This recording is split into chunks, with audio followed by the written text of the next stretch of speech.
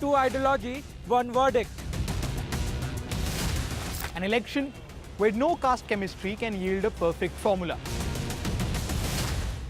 It's a state that is splintered with power battles. The big question, will Maharashtra poll outcome unify parties or divide them further? And who will emerge as Maharashtra's undisputed leader?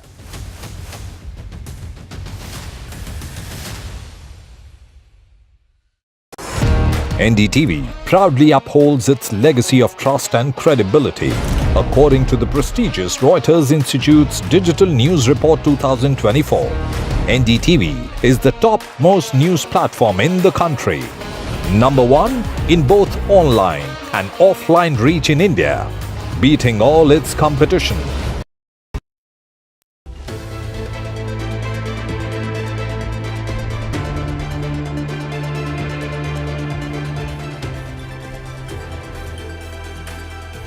Hello and welcome. This is India Sense. I'm Gauri Dwivedi. Let's get you the headlines this Friday evening.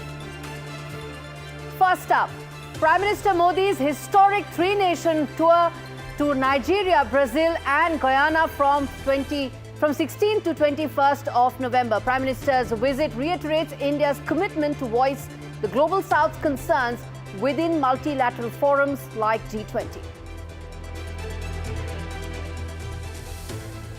Donald Trump ropes in Tulsi Gabbard, the first Hindu American in US Congress and vocal critic of the state of Hindu minorities in Bangladesh, as the next chief of US intelligence.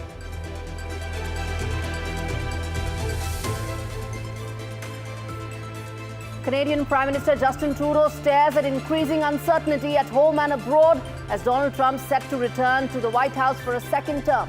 We decode Trudeau's Trump dilemma and its key impact for New Delhi.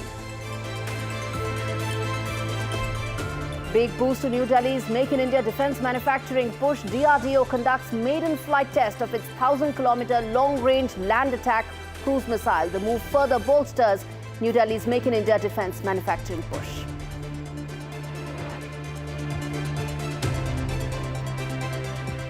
The Dragon has had enough. We decode why Beijing is pushing to deploy its own security for Chinese citizens in the cash-strapped nation. China gets boots on ground in Pakistan. How will this impact the security calculus in the region? And writing is on the wall. India's GDP likely to surpass Japan's, making it the world's fourth largest economy by 2025.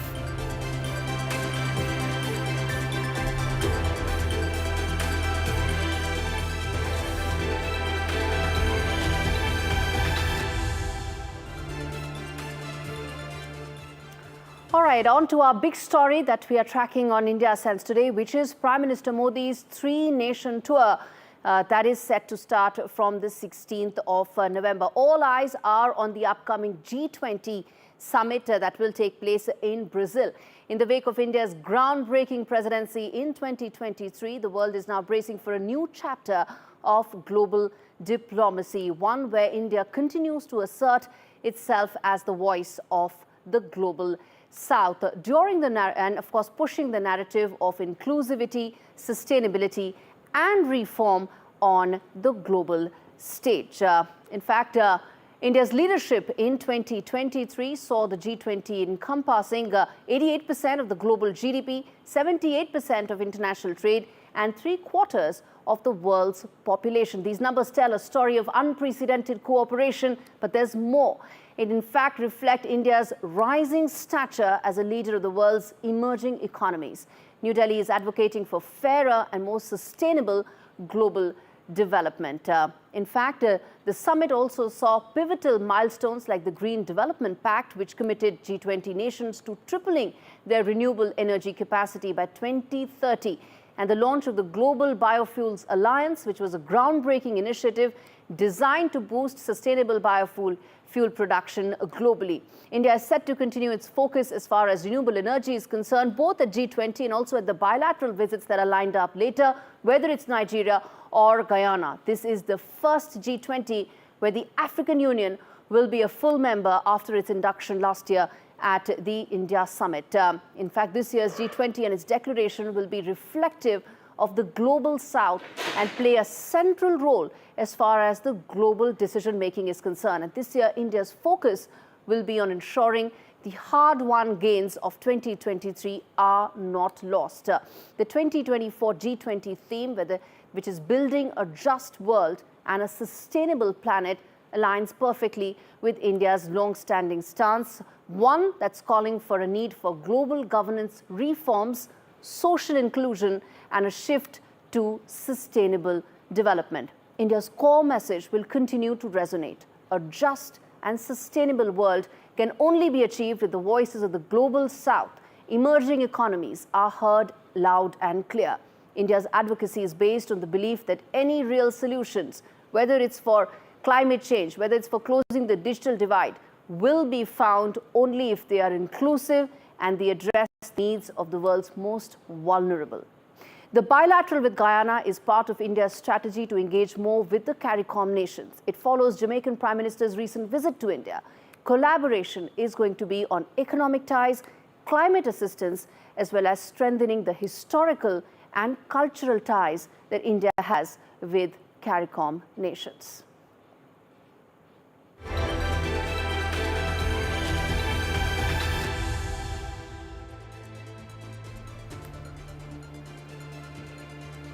Shifting focus now to the other big story that we are tracking, which is Canadian Prime Minister Justin Trudeau's dilemma, which is only increasing, where he's standing at and staring at more turmoil, both at home and abroad. Trudeau is grappling with a rapidly volatile domestic and international landscape. One in fact, often first on the call list of newly elected US President, Trudeau's Canada, in fact, fell behind India in terms of reaching out to President-elect Donald Trump. Trudeau and Trump, in fact, spoke after the President-elect had spoken with leaders from Italy, Ukraine, Hungary, and UK, amongst others. This gives an indication about Donald Trump's policies, his priorities, and how he views the current Canadian Prime Minister. This report tells you why the US-Canada relationship could witness a reboot and how it will impact New Delhi.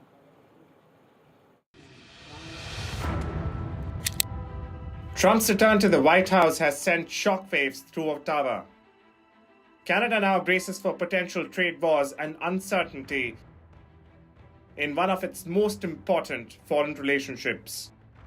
And it seems Trump does not fancy the present Trudeau-led Canadian government. In his previous term, Trump upended the North American Free Trade Pact with Canada and slapped higher tariffs on Canadian steel and aluminium. With a historic mandate to push his America First ideology, Trump 2.0 will double down on this. A move that will deeply hit Canada's faltering economy. But it's not just trade policies. Trump's administration may view Trudeau's harboring of Khalistani terrorists harshly. RCMP's failed probe in the killing of Khalistani terrorist Nijjar, which has so far produced zero proof, may be viewed for what it is, a motivated agenda against India. The Five Eyes network that will be supervised by Tulsi Gabbard as the next intel chief will seek proof from Trudeau for his provocative and baseless allegations against India. And that's not enough. Trump 2.0 will reorient NATO, forcing Canada to cough up more money to meet 2% target for defense spending, something Canada is unlikely to do till 2032. The next US National Security Advisor, Mike Waltz, Mike Huckabee, the next US envoy to Israel, and Elon Musk, one of Trump's biggest advisors, are vocal critics of Trudeau's policies. It remains to be seen if Prime Minister Justin Trudeau will be able to steer this storm. Or is it time out Trudeau?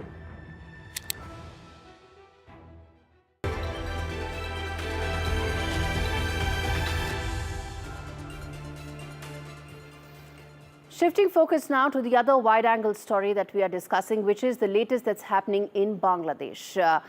In fact, Dhaka's journey is interesting. It's gone from East Pakistan to Bangladesh. It took it 50 years, and now it was a historic but a painful journey that Dhaka undertook, one where India and its then Prime Minister Indira Gandhi played a very pivotal role. And now New Delhi is watching Bangladesh retrace some of those steps. In less than 100 days after Bangladesh witnessed a long and messy student-cum political protest, the country is now descending into what many would call chaos and turmoil, with fundamentalists now taking control of the country. Nobel laureate Muhammad Yunus, who is the advisor to the interim government, has promised big-ticket reforms aimed to reinstate the democratic and constitutional fabric of the country. But worryingly, the reforms that are in the pipeline include removing the secular word from the country's constitution. That's a key reform. And turning it into an Islamic country. Minorities have faced brutal atrocities, and with the secular status gone, the persecution is only set to increase. Another major area of focus is to ban the Awami League, Sheikh Hasina's political party, and also get a red corner notice against the former Bangladesh Prime Minister. Now, another key priority for the government right now is to start diplomatic ties with Pakistan, which it did not have till now, due to the scars that were left by the atrocities committed by the then Pakistani army in the run-up to the Bangladesh independence movement in 1971. But what has changed? Well, Jamaat-e-Islami is now a key political force in Bangladesh right now, which is why measures are being taken to possibly even erase some of the local Bangla culture that is so integral to the people of Bangladesh. And that is the reason why there are now great overtures being made to Pakistan. There's already been one first activity that has taken place that brings Pakistan and Bangladesh closer. Remains to be seen where this goes from now on. Elections are on the anvil, but there is no clear time frame. And the reason for that is that the present political class wants to push through constitutional changes, one that are unlikely to take Bangladesh forward. There's a possibility that a lot of extreme measures will get passed before Trump 2.0 gets into force. Trump's stance on Bangladeshi Hindus, appointment of Hindu leader Tulsi Gabbard, will mean possibly trouble for the Bangladesh government. To avoid any clashes, fundamentalists will use the window till the 20th of January 2025, and possibly more radical changes could be in the offing.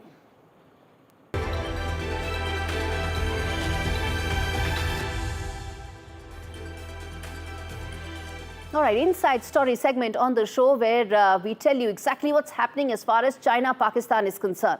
There is an economic corridor, the China-Pakistan Economic Corridor. It rests on the fundamental fact that it is meant to provide greater economic benefits both to China and to Pakistan. And also centered on that is the cornerstone of the whole project, which is to raise concerns for India strategically and on a security basis. But what's unraveling here is the fact that there have been multiple attacks on the CPEC projects, raising concerns about whether Chinese investments are viable or not. What is China's solution? They want to get their own boots on ground in Pakistan, ostensibly to protect their Chinese investments. But what happens when a foreign country's boots are on ground of another country? Well, sovereignty is at stake. Territorial sovereignty is at stake. And that's exactly what may happen in Pakistan as well. It changes the calculus for New Delhi, for the entire region, but most importantly, for Pakistan as well. Take a look at this report.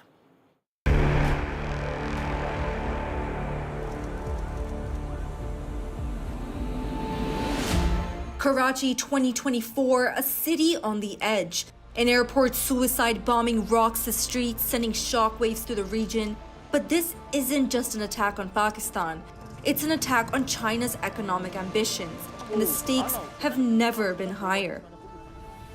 China's economic juggernaut is heavily invested in Pakistan, billions of dollars in infrastructure, mines, and ports, a long-standing partnership born from the China-Pakistan Economic Corridor. But this fragile alliance is beginning to crack. In the wake of the bombing, Beijing's frustration is reaching a boiling point. China is demanding that Pakistan allow its own security personnel to protect Chinese nationals. The message is clear: if you can't keep us safe, we'll take matters into our own hands. For China, this is more than just about protecting its people, it's about protecting its wallet. With billions in projects and investments at stake, Beijing is tightening its grip. But here's the question: Is China's push for control over security just a move to guard its assets, or is it a calculated step toward turning Pakistan into something more? Pakistan's sovereignty is at a crossroads. With Chinese military personnel in the mix, Beijing's influence is no longer just economic. It's strategic, military, and perhaps political. Some fear this could be the first step in transforming Pakistan into an extension of China's reach, a satellite where Beijing pulls the string behind the curtain. The attack on Chinese workers in Pakistan have become a constant headache for both countries, and while Pakistan has promised to improve security, China's patience is wearing thin. Trust is a fragile commodity, and after these attacks, it's hard to say who really has Pakistan's back. China's message to Pakistan: we've invested too much to leave this to chance. With the growing threat of extremism and the strategic value of CPEC, it's clear that China is playing the long game, and the consequences of failure could shatter their partnership. As China pushes for more control, Pakistan's autonomy hangs in the balance. Will it remain a sovereign nation, or will it become a pawn in Beijing's quest for global dominance? One thing is for sure, China's patience is running out. Pakistan's future and its freedom may just depend on the next move in this high-stakes game of power. All right, we're slipping into a very short break, but we come back and talk about, well, the biggest India ascent story. India is set to surpass Japan a year ahead of schedule to become the world's fourth largest economy. We come back and talk more. Stay with us.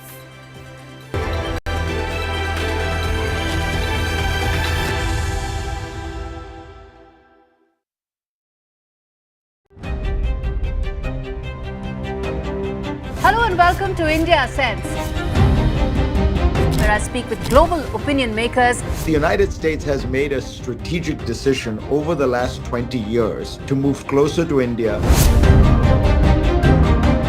So a $7 trillion economy seems a perfectly conceivable number. If you want to be a national party, it's that you sort of accept the way the world is rather than want to endlessly hark back to how it was. Modi is promoting the digitization of the economy, which is accelerating growth in the country.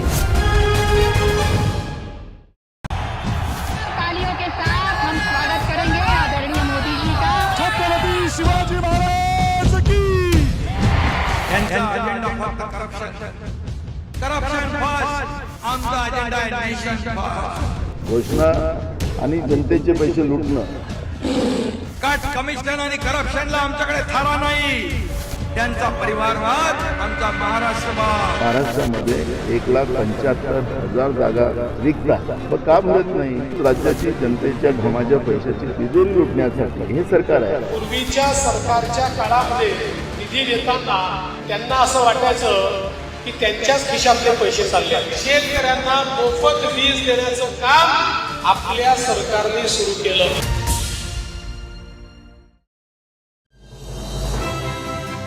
Our iconic Rashtrapati Bhavan is not only a magnificent building, but also a treasure trove of historical significance.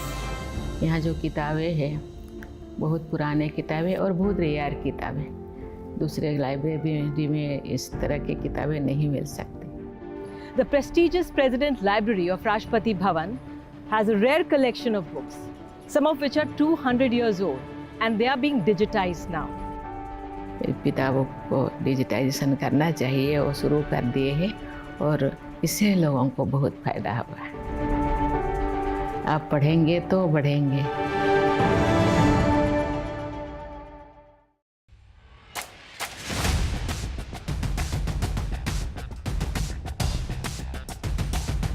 The last elections of 2024.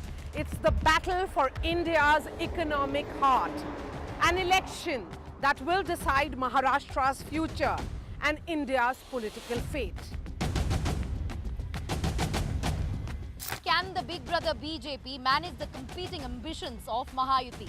Can the Red Book rally the voters once again for Congress and its allies? So as Maharashtra's future trajectory takes shape, we report from the ground. Two visions, two ideology, one verdict. An election where no caste chemistry can yield a perfect formula. It's a state that is splintered with power battles. The big question, will Maharashtra poll outcome unify parties or divide them further? And who will emerge as Maharashtra's undisputed leader?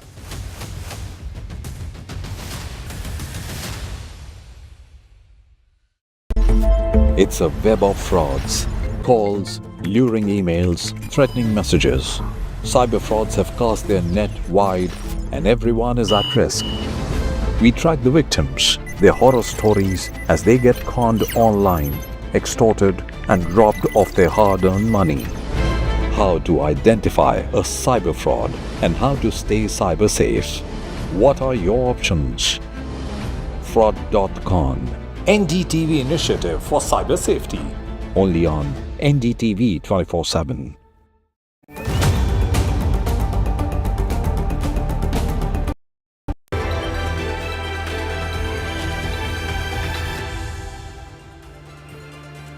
Welcome back. On India Sense, we are talking about the rise of the Indian economy. It's set to surpass Japan by 2025. That is next year. It'll be the world's fourth largest economy. And that is on the back of high growth. In fact, better expectations in terms of growth rates going forward. A younger population, all tailwinds supporting India's growth. At a time when Japan is facing, well, twin problems. One, a weakening economy as well as weakening currency. Now remember, this is a year ahead of schedule. Earlier there were estimates that India may surpass Japan only by 2026. The reason for this is that IMF predicts India's GDP will be about 4.33 trillion by next year, surpassing Japan's, which is about 4.31. By the end of 2030, India is set to be a $7 trillion economy and as a major economic powerhouse.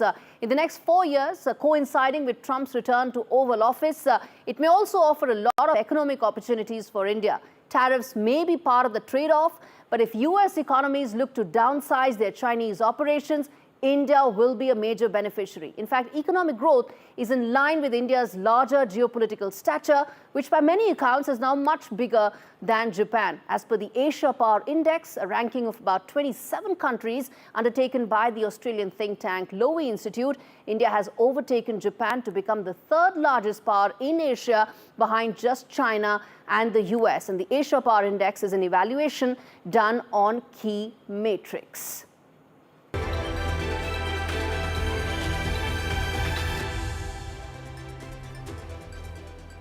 All right, it's the Top Voice segment on the show. We talk more about what's happening in Bangladesh with Dr. Mahdi Amin, who is advisor to the BNP chief, to talk more about what's happening in Bangladesh and BNP's plan and agenda. Dr. Amin, help us through what is the agenda that BNP has for Bangladesh. Well, thank you for inviting me today. In Bangladesh, there is a lot of ongoing conversation about the reforms, the plans, and it's encouraging that many of these ideas have already been outlined in the BNP's 31-point framework for structural reforms. This shows how deeply the main political party of today's Bangladesh is integrated with the aspirations and sentiments of the nation. Our 31-point framework is it's built upon the achievements, ideologies, and ambitions of BNP statesmen across generations, drawing from Shoaib President Ziaur Rahman's 19-point program, BNP Chairperson Begum Khaleda Zia's Vision 2030, and our acting chairman, Mr. Tariq Rahman's 27-point charter, which was announced in 2022. And finally, based on the consensus of political parties involved in the simultaneous movement to restore democracy, Mr. Tariq Rahman declared a 31-point outline in July 2023 as part of a broader consensus. As he said, as Mr. Tariq Rahman and the BNP believe, when we talk about reforms, we are aiming for real, meaningful changes, not just changing a few lines or paragraphs in the Constitution. You're advising the acting chairman of BNP. Tell us that do the constitutional changes that BNP wants also includes changing the country's constitution from secular to Islamic? Now, as I said, it's not about changing paragraphs. It's not about changing sentences. It's about changing in a way that's reflected by people's aspirations. And we are a country that always holds together all the religions. There is no religious division. So we want to be together with same rights, same freedoms, based on equality. Okay. All right, Dr. Amin. Thanks for giving that perspective from Dhaka in terms of what's happening in Bangladesh right now. All right.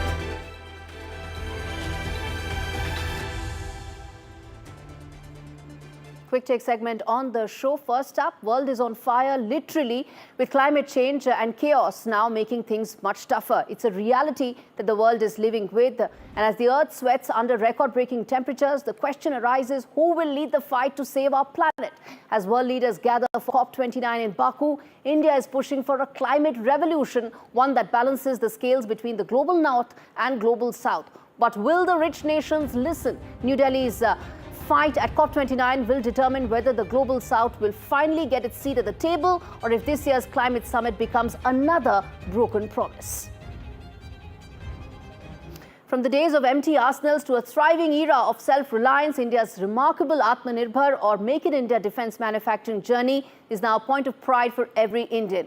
New Delhi's defence production has soared to 1.27 lakh crore in 23-24 with a growth of 32.5%. A target is 1.75 lakh crore for next year, setting the pace for India's aspiration towards self-reliance and global tech collaboration, which could increase during Trump 2.0.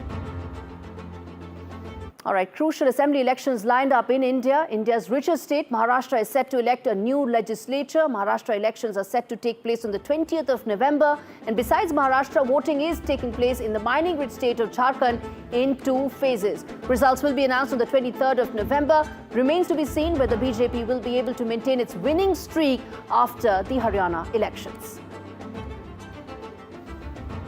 All right, with that, it's a wrap on this edition of India Sense. Thanks so much for watching.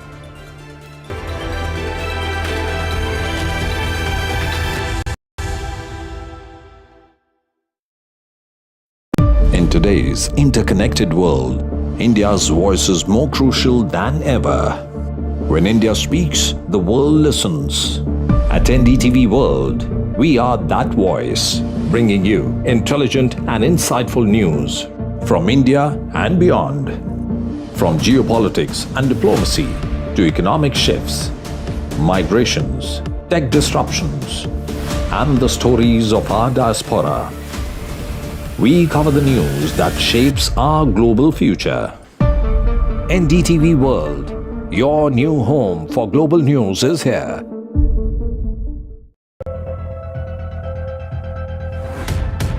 We reached an agreement on petroling.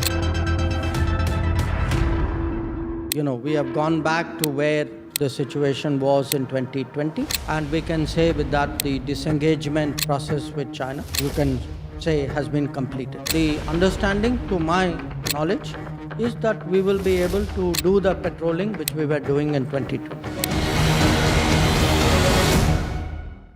I've been reporting on all issues, big and small, from Andhra Pradesh, Telangana, rest of South India, bringing you all the action, all that you need to know, all that you want to know. The energy of Maximum City is infectious. I bring in that energy in our news coverage from financial capital, Mumbai. India's IT capital is always buzz. It's literally a city that never sleeps. And I keep you ahead on all the Bengaluru buzz. Covering from the southernmost part of India over the last 23 years, I bring in-depth and 360-degree coverage from the Dravidian heartland. The land of Mishti is also known for its bitter politics. I have seen much water flow under the Howrah Bridge, covering Bengal in all its vivid colors.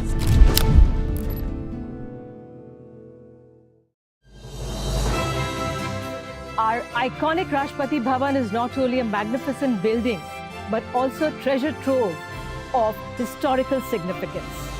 यहाँ जो किताबें हैं बहुत पुराने किताबें और बहुत rare किताबें, दूसरे लाइब्रेरी में इस तरह की किताबें नहीं मिल सकती. The prestigious President Library of Rashtrapati Bhavan has a rare collection of books, some of which are 200 years old, and they are being digitized now. किताबों को डिजिटाइजेशन करना चाहिए, वो शुरू कर दिए हैं और इससे लोगों को बहुत फायदा हुआ।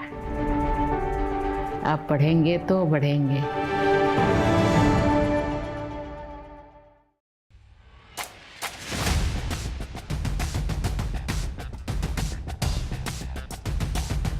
The last elections of 2024. It's the battle for India's economic heart. An election that will decide Maharashtra's future and India's political fate.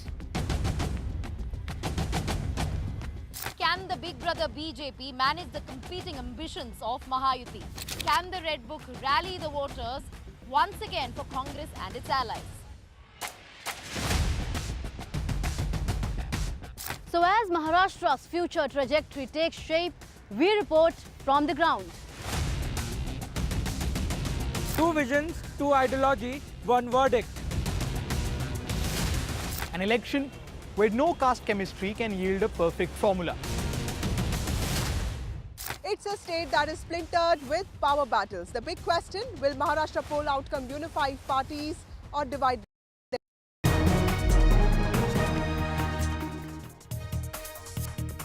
Hello and welcome to the Southern View this Friday evening. Lots lined up on the show, including our focus on making pop stars accountable for songs they sing and allegedly encouraging violence in their concerts. But first, the headlines that we're tracking this hour.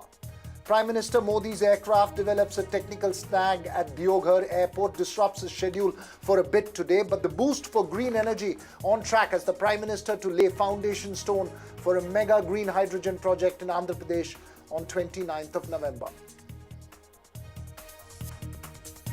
New Delhi remains a gas chamber because of the intense air pollution after GRAP-3 norms were put in place. Cars which have BS3 compliant petrol engines are not allowed on the roads, and BS4 diesel vehicles are off the roads as well.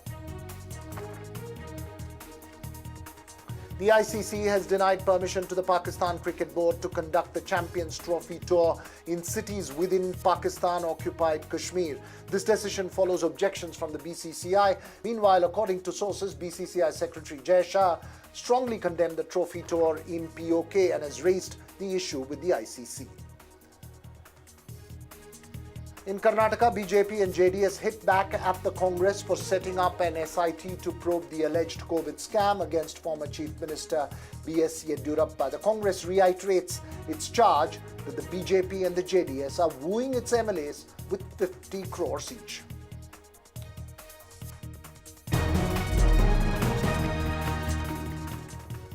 First up this evening, how do we ensure that songs and music allegedly encouraging violence, drugs, or alcoholism are controlled? Should singers and performers be held accountable? This question being raised as sensational Punjabi singer Diljit Dosanjh's concert organizers were sent notices by the Telangana police. The notice to Diljit Dosanjh and Dilluminati tour concert organizers, remember it's a nationwide tour, mandates that Dosanjh avoids performing any songs that could allegedly promote alcohol, drugs or violence. Citing past instances where such songs were part of his concerts, the notice was issued after a complaint by a Chandigarh-based professor who gave video evidence of Diljit Dosanjh performing such explicit songs at past events, including in recent Dilluminati concerts at New Delhi's Jawaharlal Nehru Stadium and in Jaipur as well. Songs celebrating gun culture and drugs have often raised concerns time again over their influence on society. Remember, this is not the first time that we're picking this issue up, and it's not perhaps the last. It is an issue of enormous importance, the darker side of the lighter world of pop music. So how do we hold pop stars responsible for the culture they encourage and the impact of their songs? Joining us this evening, Professor Pandit Rao, the professor who raised the issue and wrote that letter to the Telangana police. Thanks very much for speaking to us here, sir. Noted singer Gurashi Singh also with us this evening, and former Additional Director General of Police KP Jain joins us as well. My first question to you, Gurashi Singh, is there a need to emphasize the responsibility